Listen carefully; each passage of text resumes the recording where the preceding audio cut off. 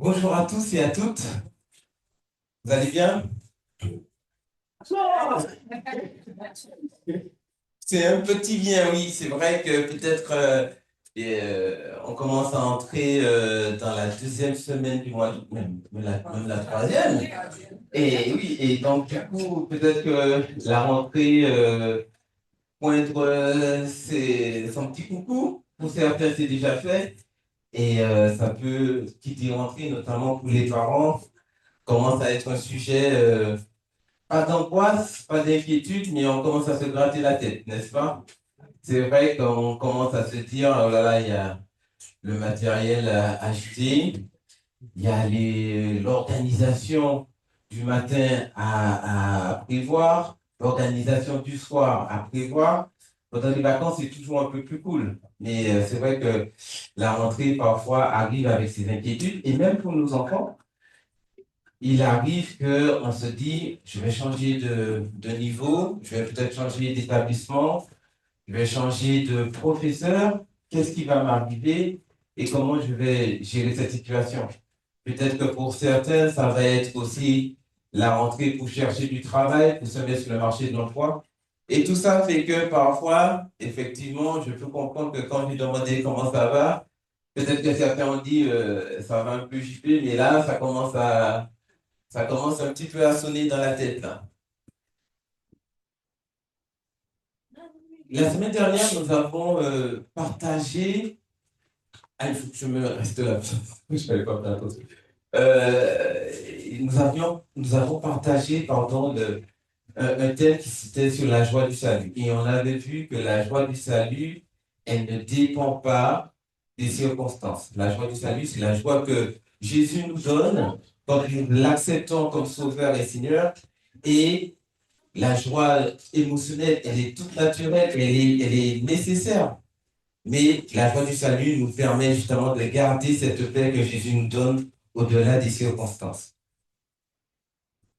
Je voudrais ce matin partager un passage, un récit qui se trouve dans Nombre 13, les chapitres 13 et les chapitres 14. Alors, on n'aura pas forcément le temps de lire tous les chapitres 13 et 14, donc je vais faire peut-être un résumé pour nous permettre justement de comprendre un petit peu la situation. Là où nous sommes, le peuple d'Israël a quitté l'Égypte, puisque je vous rappelle qu'ils étaient esclaves en Égypte.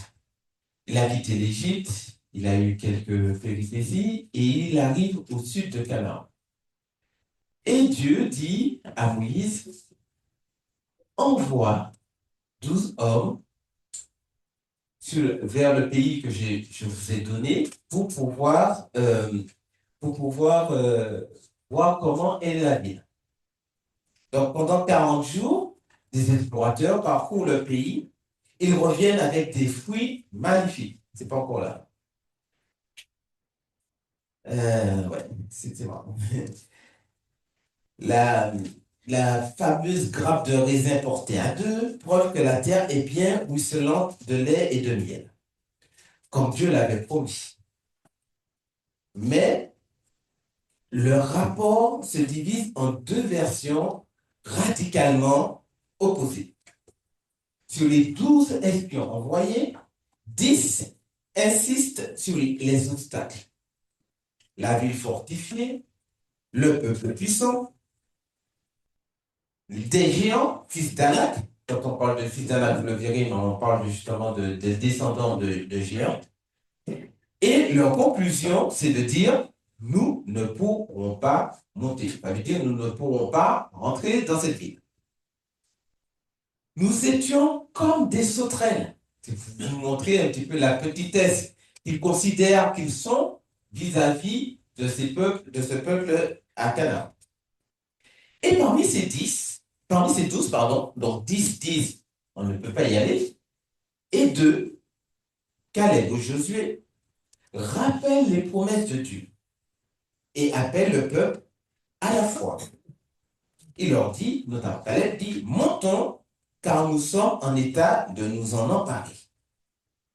Donc là, on est dans le chapitre 13 jusqu'au verset 30. Que fait le peuple? Le peuple choisit d'écouter la peur, donc l'avis des 10 espions, plutôt que la foi. Ils pleurent, ils se révoltent et veulent même lapider Moïse et Caleb et Josué. Et, pire, ils envisagent de retourner en Égypte. Donc, vous voyez la situation. Ils sont en Égypte.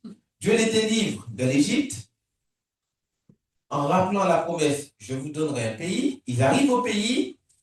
Il y a des espions qui vont, qui disent, non, ils sont trop costauds. Et ce qu'ils veulent, c'est retourner en Égypte. À ce moment-là, la gloire de Dieu se manifeste et Dieu menace de détruire le peuple. Mais Moïse intercède, alors qu'on voulait le lapider, hein, en invoquant le caractère et la réputation de Dieu. L'Éternel pardonne, mais maintient une conséquence. Il dit que cette génération incrédule, ne verra pas le pays promis. Elle errera 40 ans dans le désert. 1 an pour chaque jour d'exploration. Oui, parce que les espions ont visité le pays pendant 40 jours. Donc, 40 jours se sont transformés en 40 ans dans le désert.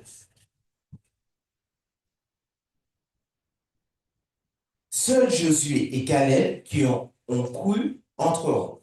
Ça, ce sont les paroles de Dieu. Et là, le chapitre 14 se clôt justement avec une tentative désespérée et présomptueuse d'Israël de conquérir ce pays sans Dieu.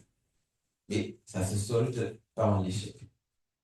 Voilà un petit peu le résumé rapide de, de ce passage qu'on va voir un peu.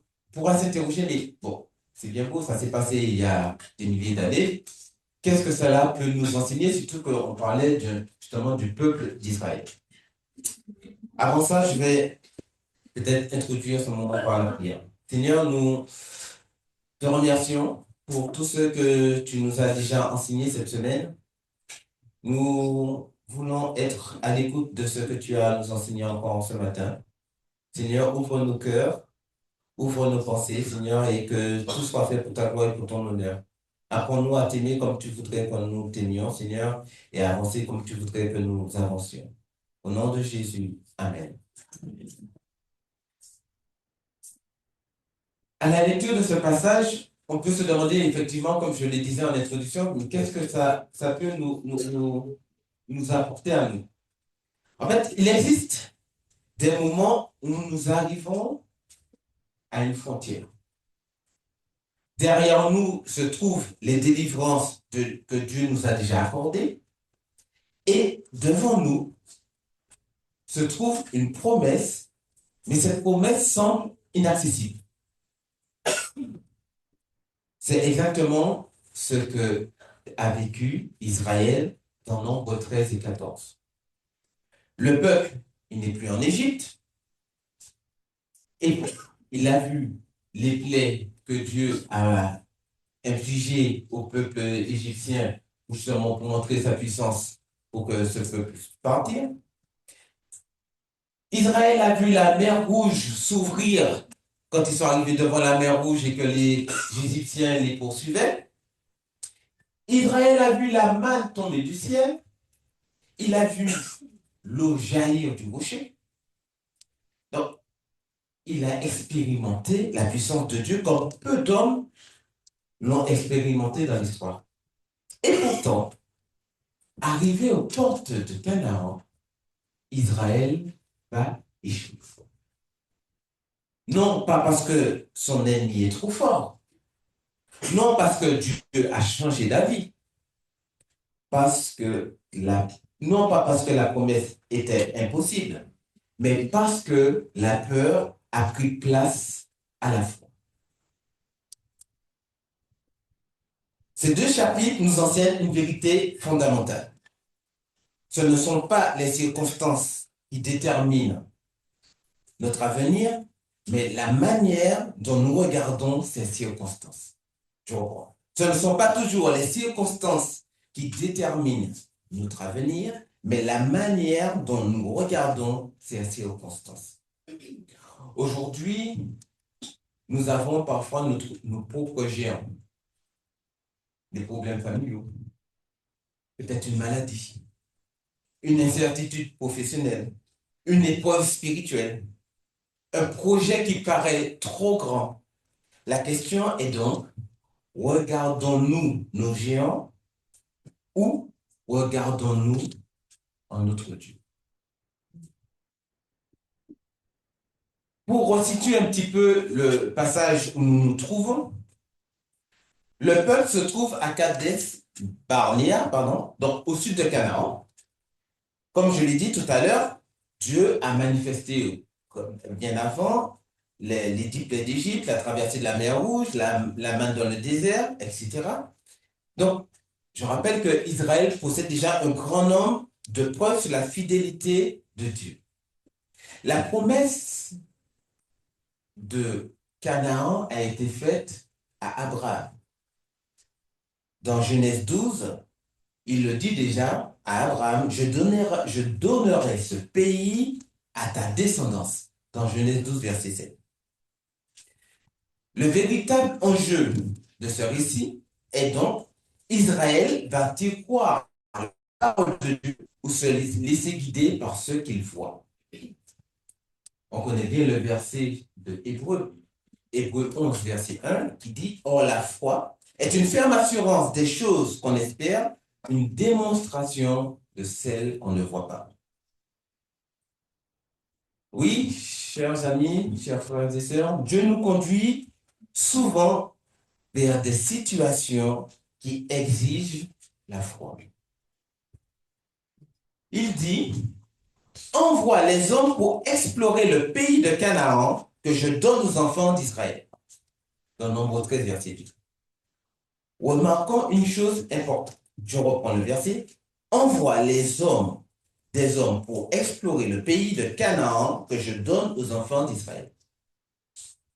Avant même l'exploration, Dieu déclare, je donne le pays. La victoire était déjà annoncée avant le combat.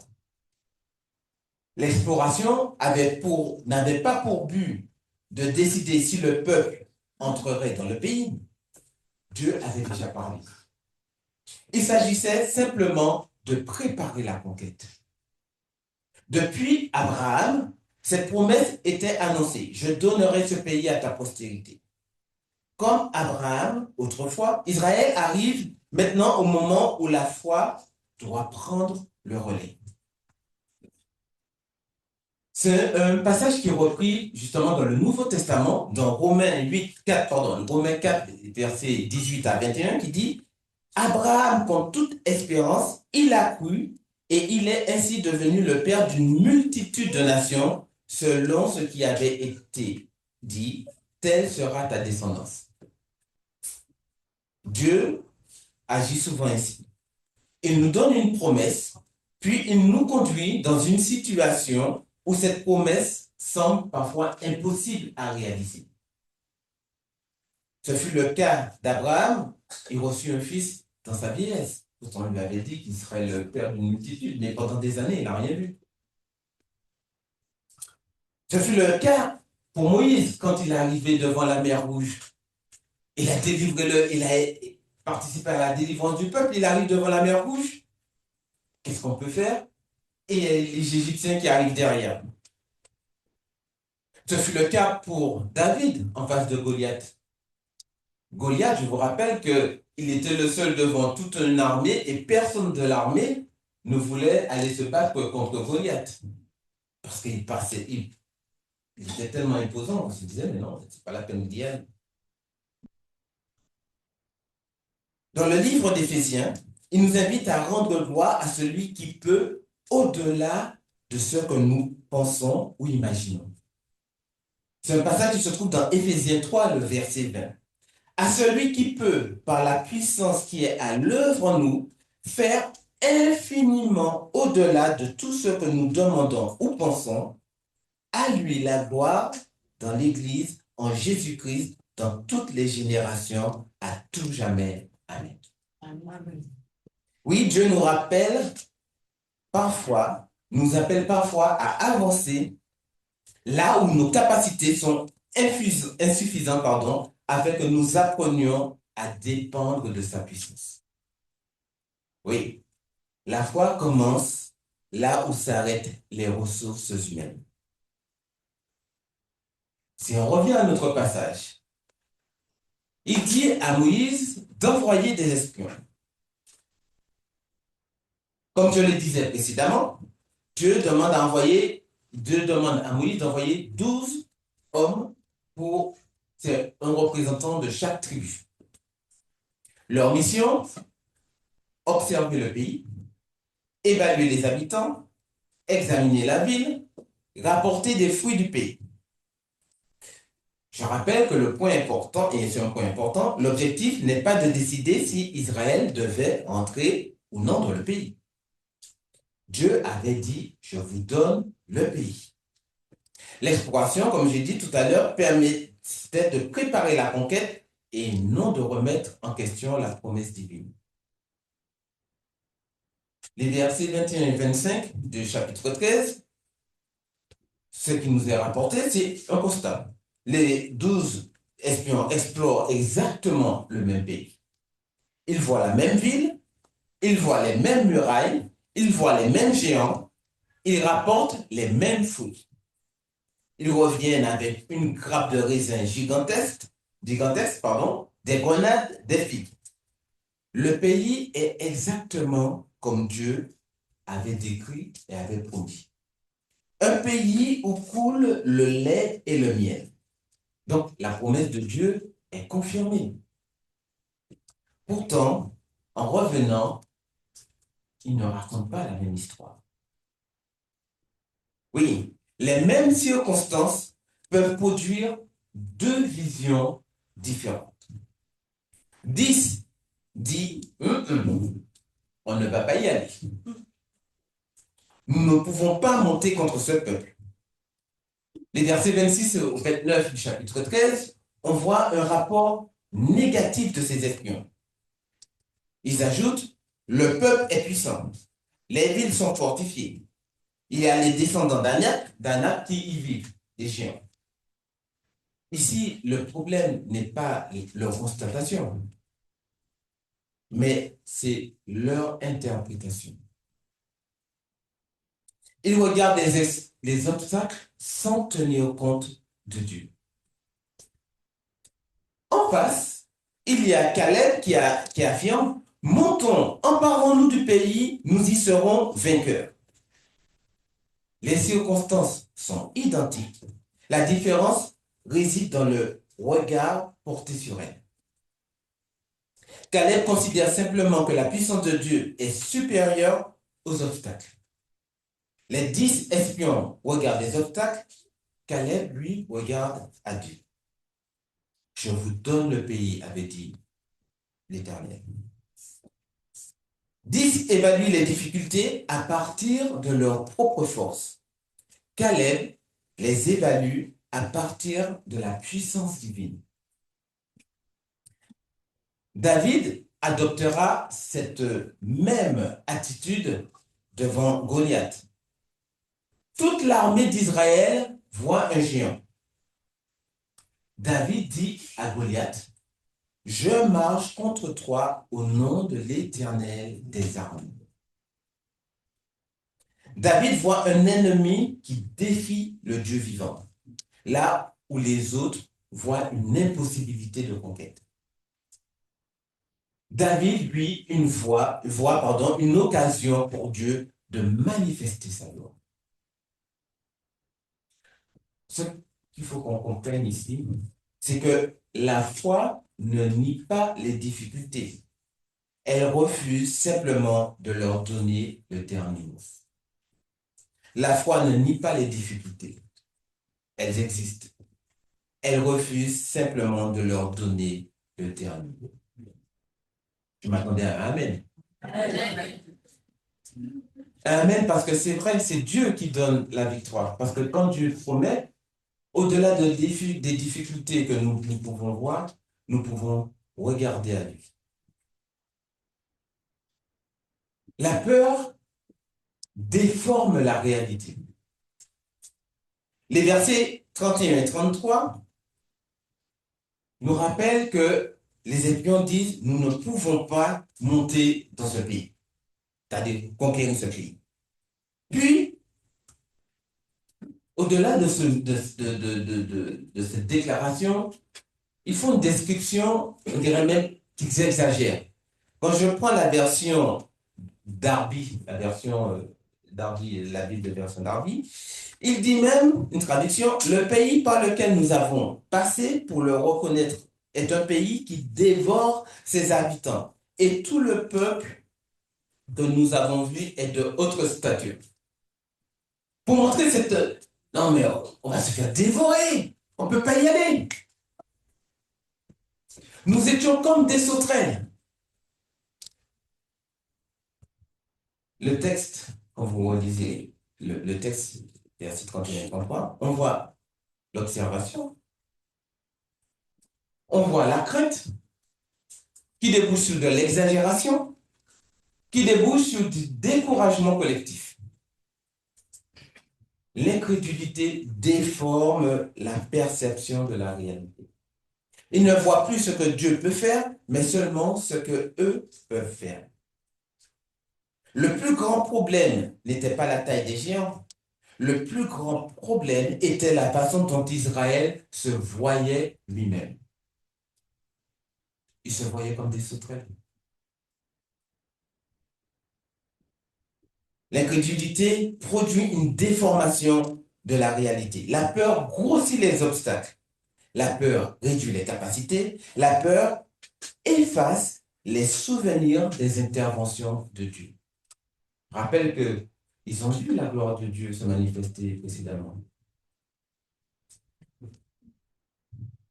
Quelques semaines justement avant, ils disaient, quand ils ont vu la mer Rouge s'ouvrir, l'Éternel est ma force et le sujet de mes louanges.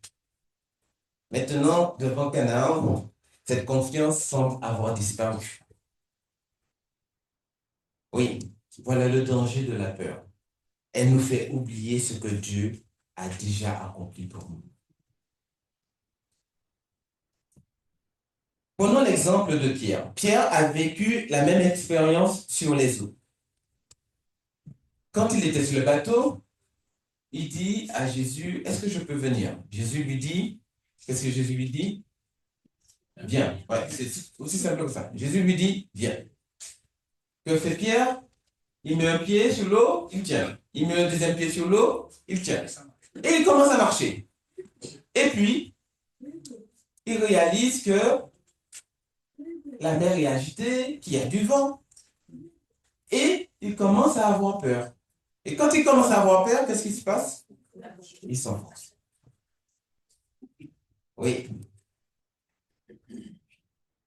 La peur grandit toujours lorsque les circonstances occupent davantage notre esprit que les promesses de Dieu. Quand la peur commence à nous envahir, qu'on oublie les promesses de Dieu, alors là, rien ne va plus. Et c'est là qu'on peut s'appuyer sur un passage de la Bible, notamment dans Ésaïe 41, verset 10, qui dit « N'aie pas peur, car je suis avec toi. Ne jette pas des regards inquiets, car je suis ton Dieu. Je te renforce, je viens à ton secours, je te soutiens de ma droite plutôt. » Oui. Si on revient à nos 12 espions, 10 disent, on ne va pas y aller, on ne peut pas y aller, on est trop petit, ils sont trop forts, et pourtant, parmi ces 12 espions, pardon, il y en a 2 qui disent, il faut qu'on y aille. Oui, et cette minorité de 2 espions peut avoir raison. Alors qu'on connaît tous l'adage, la majorité a toujours raison, mais pas avec Dieu. Face à toute une nation découragée, 2 hommes restent debout, Josué et Caleb. Ils refusent de se laisser entraîner par le pessimisme collectif. Ils proclament, l'Éternel est avec nous, ne les craignez point. Que fait le peuple? Le peuple réagit violemment. Il veut même les lapider. Et ce qu'a vécu Josué, c'est justement ce rejet du plus grand nombre, d'autres l'ont connu. Noé, par exemple. Quand Noé a commencé à construire, le peuple autour de Noé disait, mais tu es fou, ça ne sert à rien. Et ils étaient plus nombreux. Pourtant, Noé avait reçu l'ordre de Dieu de construire l'arche, et Dieu lui en a pris parce qu'il a pu sauver justement les représentants de la terre.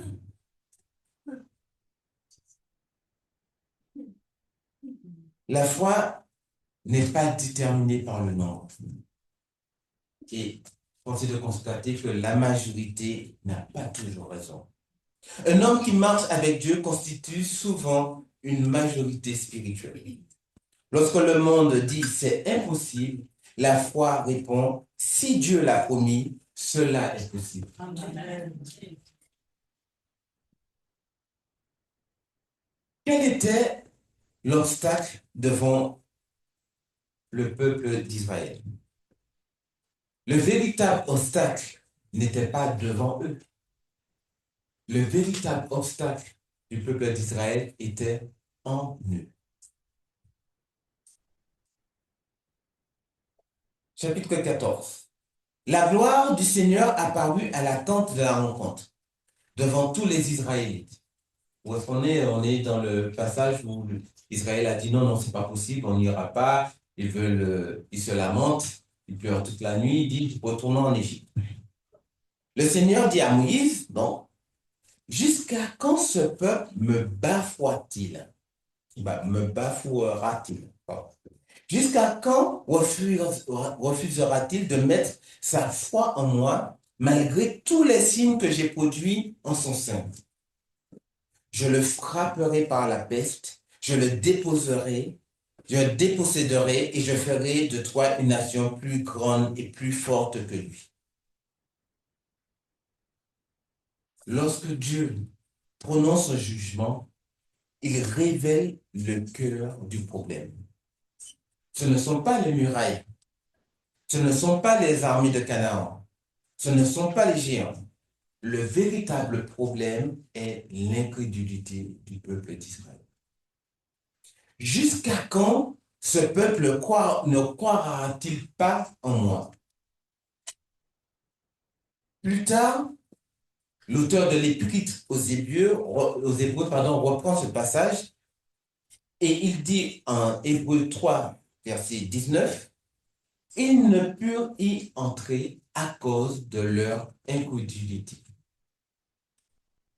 Il est frappant de constater que ce ne sont pas les géants qui ont arrêté le peuple d'Israël. C'est Israël lui-même qui s'est arrêté. Un autre passage dans les évangiles, on a dans... Est-ce que j'ai noté? Ah, j'ai oublié de noter. Je l'ai relu, ça m'a frappé. Un passage où il y a un père qui ramène son enfant parce que son enfant est possédé. Il dit, mais, donc c'est le père qui ramène l'enfant, il dit à Jésus, mais si tu peux faire quelque chose, viens à notre secours, aie compassion de nous. Mais si tu peux faire quelque chose. Et Jésus, vous savez ce que Jésus lui répond? Mais si tu peux. Jésus lui répond, mais si tu peux, si moi je peux. Mais tout est possible à celui qui veut. Aussitôt, le père de l'enfant s'écria, je crois, viens au secours de mon incrédulité. Je crois, viens au secours de mon incrédulité. Parce qu'il est venu en disant, Seigneur, si tu peux. Je lui dis, mais si je peux, mais évidemment que je peux. Mais toi, est-ce que tu crois que je peux? Quand Dieu prononce son jugement, que fait Moïse? Alors qu'il est acculé par le peuple et que le peuple veut se débarrasser de lui parce que le peuple dit, changeons de chef et retournons en Égypte. Que fait Moïse? Moi, la peur de Moïse, je dis, bien fait pour eux. Non, Moïse, lui, il ne réagit pas comme ça. Moïse prie pour le peuple. Moïse intercède pour le peuple. Et il rappelle à Dieu ses promesses. Il rappelle à Dieu sa miséricorde. À l'issue justement de l'intercession de Moïse, Dieu pardonne. Mais il maintient des conséquences. Il y a donc une différence entre le pardon, le peuple n'est pas détruit, et les conséquences. La génération incrédule n'entrera pas dans le pays et 40 jours d'exploration deviennent 40 ans d'années d'errance. Le pardon de Dieu ne supprime pas toujours toutes les conséquences de nos choix. Mais Dieu honore ceux qui persévèrent dans la foi. Au milieu de cette génération rebelle, Dieu distingue Caleb. Mon serviteur, dit Dieu dans Nombre 14, verset 24, mon serviteur Caleb, parce qu'il a été animé d'un autre esprit et qui m'a pleinement suivi. Caleb possédait un autre esprit que ses collègues espions. Non pas un autre Dieu, non pas une autre promesse, mais une autre manière de regarder la situation. 40 ans plus tard, 40 ans plus tard, alors que beaucoup de ceux qui avaient murmuré sont morts dans le désert, Caleb le déclare à Josué, donne-moi cette montagne. Il dit, donne-moi cette montagne dont l'Éternel avait parlé dans ces temps-là. Donc il rappelle le souvenir d'il y a 40 ans, car tu as appris alors qu'il s'y trouve les Anakim et qu'il y a des villes de grandes et fortifiées, l'Éternel sera peut-être avec moi, je les chasserai comme l'Éternel a dit. Josué bénit Caleb et lui donna Hébron pour héritage. C'est ainsi que Caleb a eu jusqu'à ce jour Hébron pour héritage parce qu'il avait pleinement suivi la voie de l'Éternel, le Dieu d'Israël. Le temps n'a pas détruit la foi de Josué. 40 ans avant qu'il ne revienne vers Canaan, Dieu avait déclaré que Josué serait l'une des personnes qu'il va récompenser. 40 ans plus tard, c'est ce qui s'est passé. Le temps n'a pas détruit la foi de Caleb, pardon. Les années n'ont pas éteint son espérance. Ce qu'il croyait il y a 40 ans, ce qu'il croyait quand il avait 40 ans, pardon, il y croit encore quand il a eu 85 ans. Voilà une foi authentique. Elle ne dépend pas des circonstances ni du temps. Et Dieu n'oublie jamais ses promesses.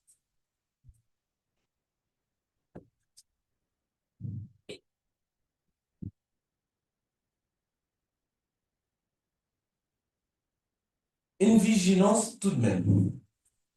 La foi n'est pas de faire ce que nous voulons en demandant ensuite à Dieu de nous suivre. Et je crois que c'est ici justement que le récit de Nombre 13 et 14 devient très instructif. Parce qu'une mauvaise lecture pourrait de dire, ben, il suffit d'avoir de la foi et de foncer. Or, ce n'est pas le message du texte. Le récit nous montre au contraire que la foi authentique n'est pas l'audace humaine déguisée en spiritualité, elle est l'obéissance à la volonté du Dieu révélé. Pourquoi? Parce qu'après avoir entendu le jugement de Dieu, certains Israélites prennent soudain conscience de leur erreur. Quand Dieu a dit, ok, je vous pardonne, mais vous sortez de là, vous retournez dans le désert. Certains Israélites ont dit, voilà, on a déconné. Non, non, on est si proche. Dieu avait fait une promesse. Bon, on y va. Il déclare dans Nombre 14, nous avons péché, nous monterons au lieu dont l'Éternel a parlé. À première vue, la réaction peut sembler admirable. Ils ont reconnu leur faute, ils se sont dit, voilà, on va y aller. Pourtant, Moïse leur répond, pourquoi transgressez-vous l'ordre de l'Éternel? Cela ne réussira point. Parce que Dieu avait déjà donné un autre ordre.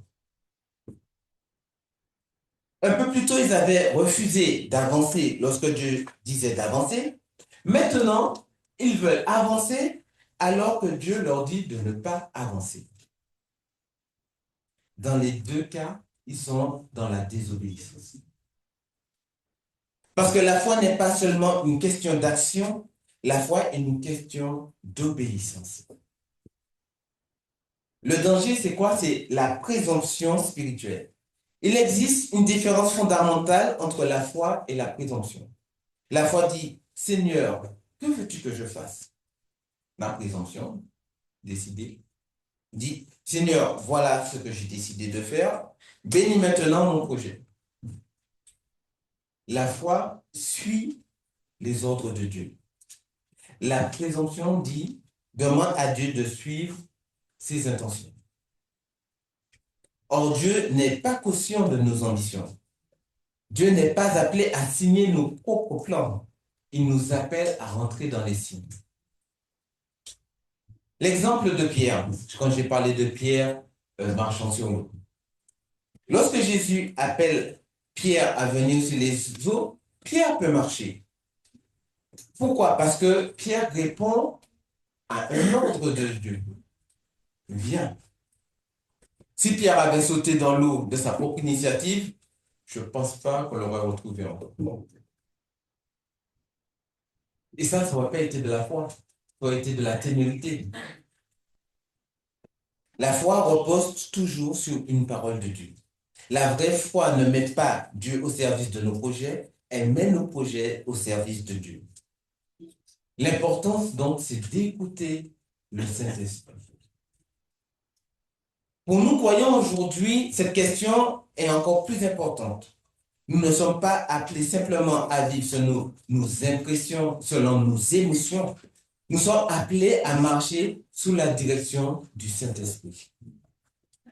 Tous ceux qui sont conduits par l'Esprit de Dieu sont fils de Dieu, nous dit Romains 8, verset 14. Et avant de dire, Dieu m'appelle à faire cela, nous devons nous demander, est-ce que c'est conforme à la parole de Dieu? Le Saint-Esprit produit-il réellement cette conviction? Est-ce la volonté de Dieu ou simplement mon désir personnel? Suis-je guidé par la foi ou par mon ambition? Suis-je poussé par l'esprit ou par mon orgueil? Beaucoup d'échecs spirituels ne viennent pas simplement de manque de foi, ils viennent parfois de manque de discernement. Et oui, il faut que nous fassions attention de ne pas prendre Dieu comme caution. Il arrive parfois qu'on dise, oui, Dieu est avec moi, Dieu m'a montré, je le sens dans mon cœur. Pourtant, s'il n'y a aucune confirmation biblique, aucune paix véritable de l'esprit, aucun conseil sage qui vient confirmer cette direction, dans ce cas, le risque est grand d'utiliser Dieu pour légitimer notre propre désir. Jérémie dénonçait justement ceux qui parlaient au nom de Dieu alors que Dieu ne les avait pas envoyés. Il dit dans Jérémie, je ne les ai pas point envoyés et ils ont couru. Quelle parole redoutable. Courir n'est pas toujours le problème. Parfois, le véritable problème, c'est d'avoir couru sans avoir été envoyé. Avant de prendre une décision, un changement professionnel, un investissement, un engagement, une relation, nous devons apprendre à attendre de Dieu. Ésaïe déclare dans Ésaïe 40, verset 31, ceux qui se confient en l'Éternel renouvellent leur force. Attendre n'est pas forcément de l'incrédulité. Parfois, attendre, c'est un acte de foi plus élevé encore. Il faut autant de foi pour partir quand Dieu dit va, que pour rester quand Dieu dit attends.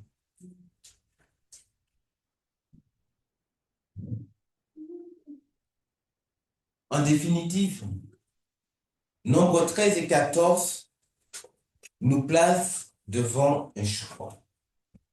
Le choix des 10 espions ou le choix de Josué et Caleb. Les 10 espions regardent les géants et concluent, nous ne pouvons pas. Josué et Caleb regardent Dieu et déclarent, l'Éternel est avec nous. Les géants étaient réels, les murailles étaient réelles, le danger était réel, mais Dieu était encore plus réel. Aujourd'hui, chacun de nous se trouve à la frontière d'une promesse, d'une décision ou d'une épreuve. Et la question que l'Esprit de Dieu nous pose est la même. Que vois-tu? Vois-tu seulement des géants? Ou vois-tu le Dieu qui te précède dans le combat?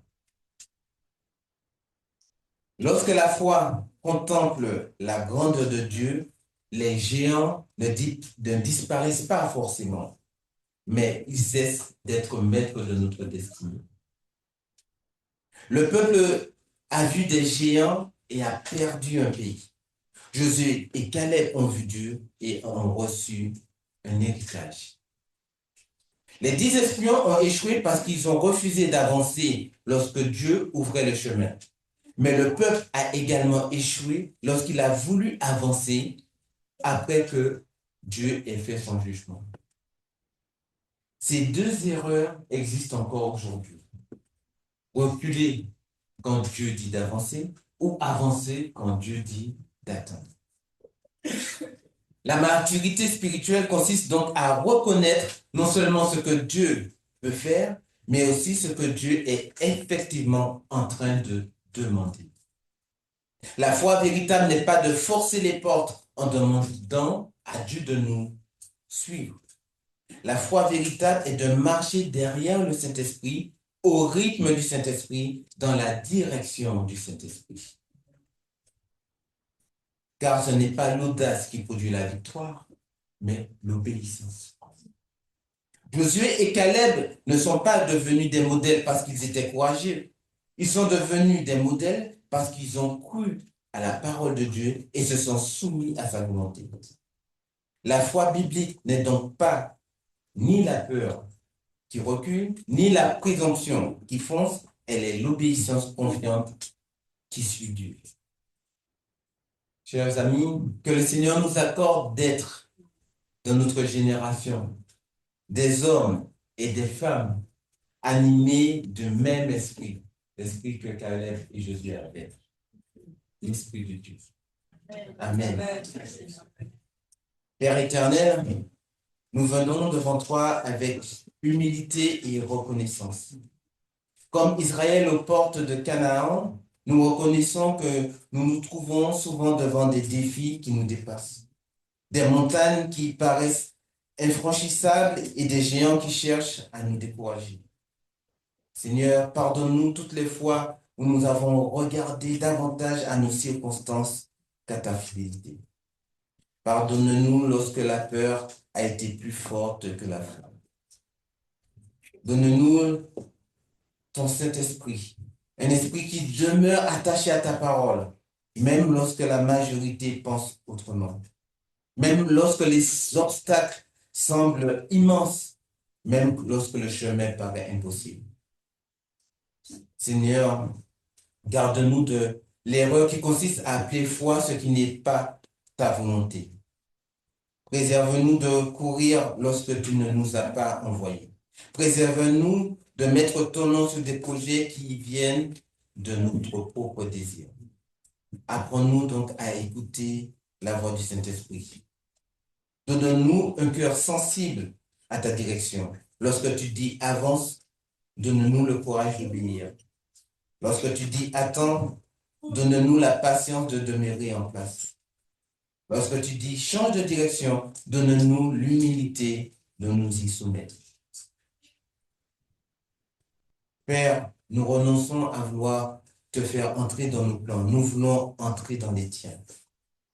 Que ta volonté soit préférée à nous. Que ta gloire soit préférée à notre réputation. Saint-Esprit, éclaire donc notre intelligence à la parole de Dieu. Donne-nous le discernement nécessaire pour distinguer ta voix de nos émotions. Fais de nous des hommes et des femmes obéissants et persévérants par la foi. Et lorsque nous nous trouvons devant notre propre Canaan, rappelle-nous que tu es le même Dieu qui ouvre les mers, qui renverse les murailles, qui accomplit ses promesses. Nous choisissons de mettre notre confiance en toi. Nous choisissons de te suivre pas à pas. Nous choisissons de croire que ta volonté est parfaite, bonne et agréable. Nous ne voulons ni reculer devant ce que tu ordonnes, ni courir devant toi, mais marcher fidèlement à ta suite, au rythme de ton esprit. Au nom de Jésus-Christ. Amen. Amen.